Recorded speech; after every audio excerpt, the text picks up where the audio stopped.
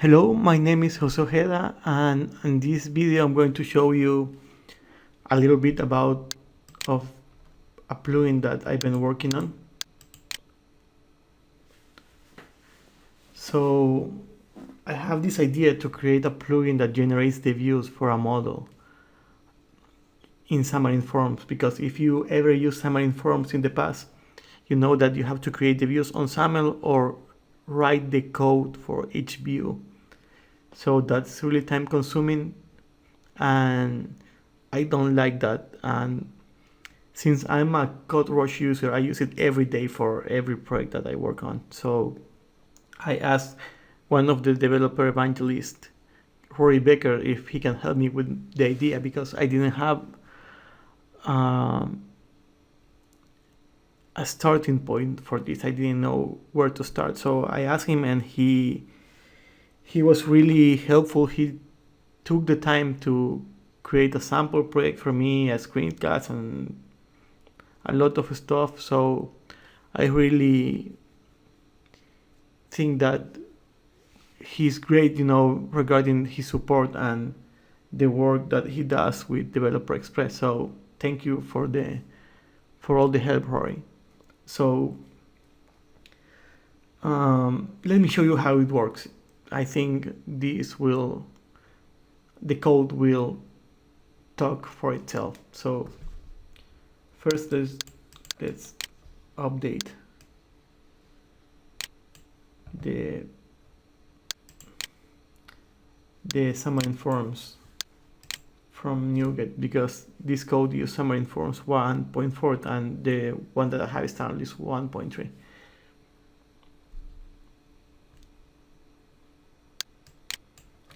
So let's build this and cross our fingers and hope that everything works.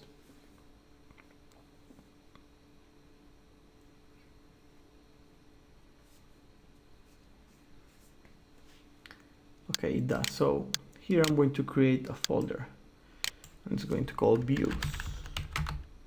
Then I'm going to add a new class. The class is going to be customer. The customer is a really simple class. We only have to add some properties like I don't know why this happens sometimes.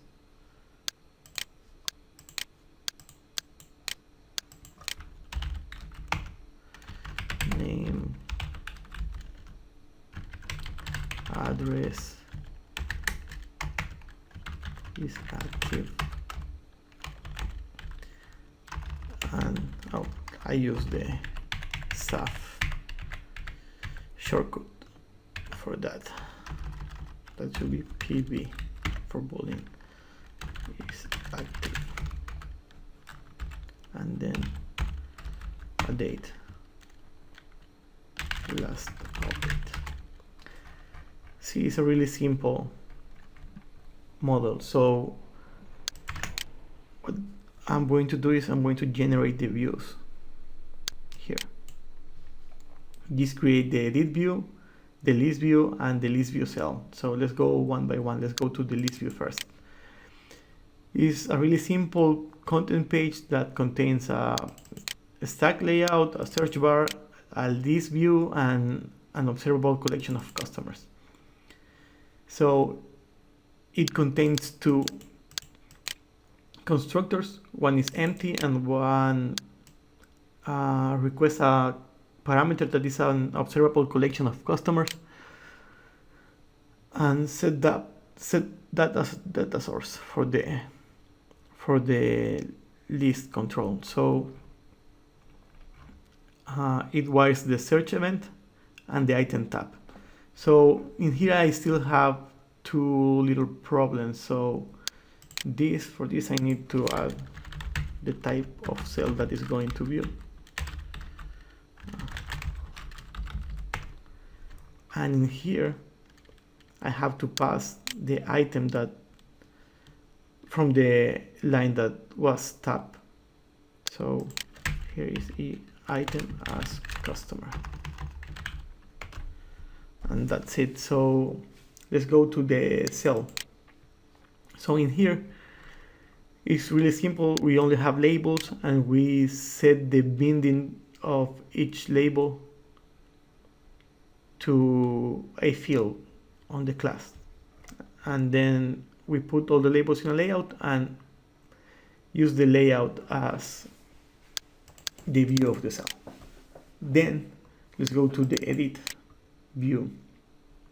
This is a little bit more complex, but it's only layouts, labels, and entries. So again, we have two constructors. One is empty, and the other one receives a customer instance as a parameter, and set it as the binding context for this content page. And after that, I set the binding for each of the properties of the class. And here I have another error.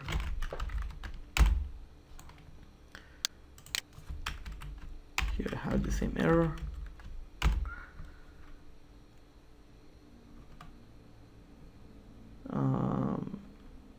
This doesn't have a text color. This is another error.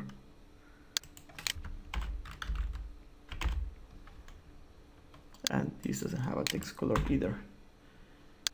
And we should use the private field here. I forgot to put the underscore in there. And let's build this. And see, everything is working, but right now it's not going to make a lot of sense because it doesn't have any data. So what I'm going to do is I'm going to comment this, then set the main page to a new navigation page, and then put a new customer this view here.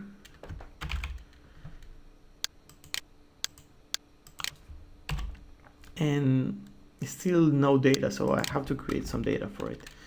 So I'm going to do a for loop, and I'm going to add 100 customers. So in here we're going to create let's get the observable collection from here, put it here, import the namespace, and then create a new customer every time.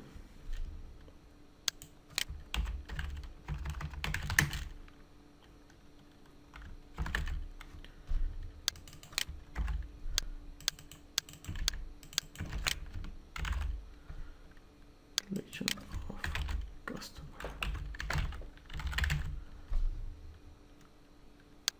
I'm going to close this because my autocomplete is not working anymore.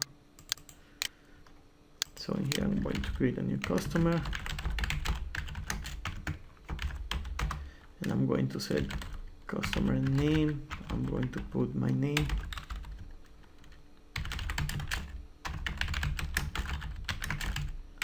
Yeah, I'm from Latin America, so I have a really big name, and I'm going to put the number at the end.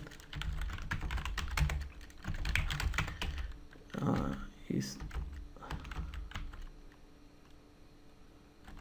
going to be active,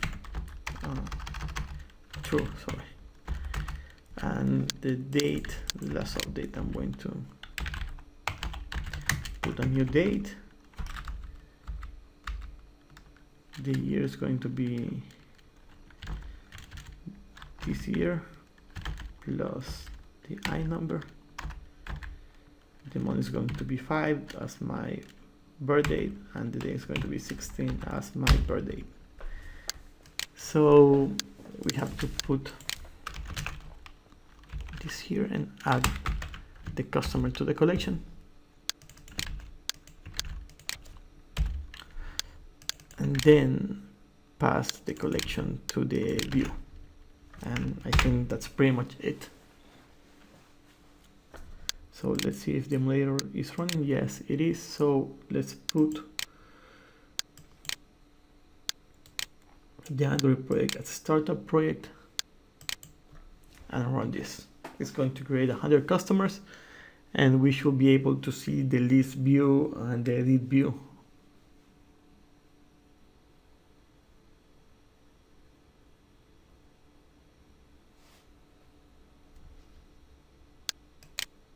So here we have the 100 customers.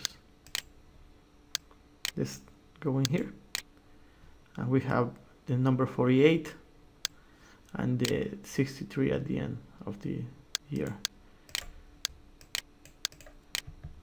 Here's the number 85 and the 100 at the end of the year. So it did all the binding, it create the view, it create the layout for this. So this will really save you time every time you try to create a new project and add some screens to it. So I think that this code will take you like about 2 hours if you don't have the experience, and something like 40 minutes to an hour if you have the experience. But that is a lot of time. So this only took about 5 minutes, I believe, because I've been talking all the time, you know. But if you're able to save to create that work in 5 minutes instead of 1 hour, I think is a real improvement of your time. So thanks for your time, and I'm going to be adding new features to this plugin in the future. I'm going to publish it on GitHub so you can have a copy, and if you have any idea, I'm open to suggestions. And thanks again to Rory Becker from Developer Express for his help, and I see you around, guys. Thank you.